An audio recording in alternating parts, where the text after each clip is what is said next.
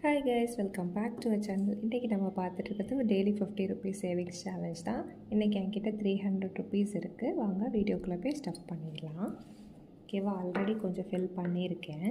ஓகேவா, இப்போ 300 ருபீஸ்னால் இதில் ஒவ்வொரு பாவுமே வந்து 50 ருபீஸ். ஸோ வந்து 6 கட் பண்ணலாம். 1 2 3 4 5 and 6.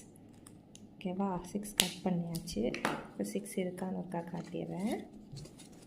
1 2 3 4 5 and 6. ஓகேவா, அது இதுக்குள்ளே ஸ்டஃப் பண்ணிடலாமா?